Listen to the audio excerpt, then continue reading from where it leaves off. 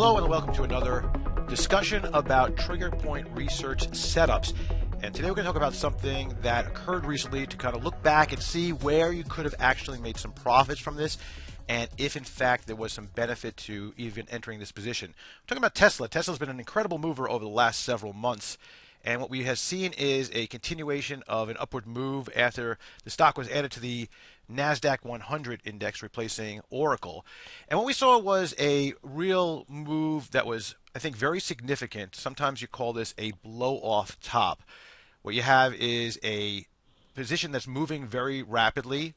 And from there, what happens is you get this incredible move, almost an exhaustion move, where the shorts just give in and the longs just take over, and everybody just throws in the towels and says, oh man, that's it, I can't take anymore.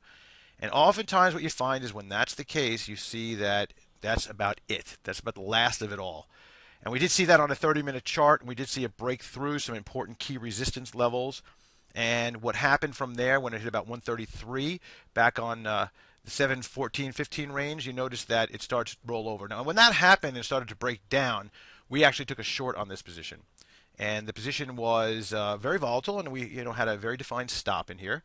But what we did was we wanted to see if there was an opportunity. Now let's kind of go back a little bit. What you're looking at right here is just the very simple 30-minute, gives you advanced warning. Let's take a look at the 60-minute for a second. Same kind of look, where you see this big move up along this entire boundary of, how long was that? I don't know, from really pretty much a trend that went all the way from 625 all the way through 715.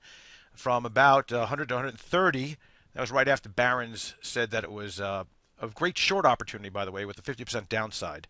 So you kind of have to choose what you read, I guess, and what you listen to. Be very careful about that. Now, what happened here was that we saw that there was a significant move that, again, went on this trend line. And moreover, you look at the various tools that we use, which is one of them that you're seeing right here. We're calling it an altimeter.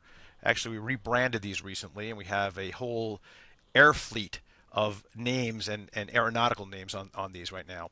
So when you look at these particular levels, let's kind of keep on going out here to the next level and see what it looks like. Well, what we have is let's put it here. Okay. So we're looking at this here, 60 minutes. Let's kind of click back to. Now 120 minutes, same look, of course, because that's what the stock did. But then let's look at the daily here now. So again, we saw this breakdown. We had the key on the short term, and then we went to the long term. Question really was, when we look at not only the altimeter, but also this, which is essentially the radar, when we see that in the past, where you look at where the major areas that have no particular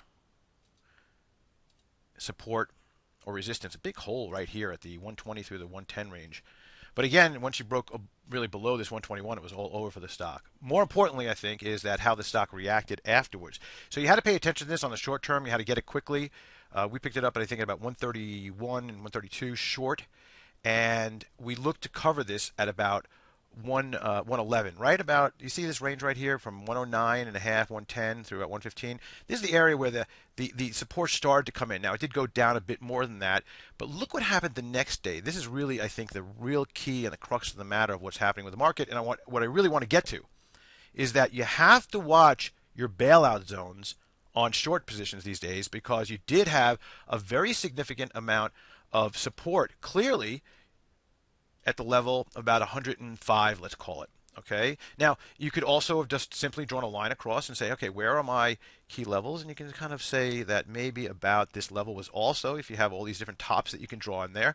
And that's where the stock did, in fact, fall to. But it's much better to look at it when we combine the volume, and we look at, when we're looking at alerts in particular, where it could go to. So this particular map, if you will, of the market, this concept of, okay, where are the exact players buying and selling that we're looking at, was drawn some time ago. So there's no magic here that the numbers match up, other than the fact that that was the right general situation. So I want you to pay attention to this whole idea. And by the way, I'll mention that these particular indicators are available on the TradeStation Strategy Network. If you use TradeStation, you should go over there. You get a 10-day free installation of these. There's about 5 in the Commander series. I really encourage you to take a look at it. But also, with the market in this buy the dip mode, when you're going to be shorting, we got to look to quickly take profits. We did cover this for about a 20-point gain and then move on. And then, do it again and again if you can. Well, thanks for joining me. We're going to talk about some other things coming up. I have some great ideas on some setups. Head over to triggerpointresearch.com. We have all sorts of things that are available for you and a 14-day free trial. Thanks again.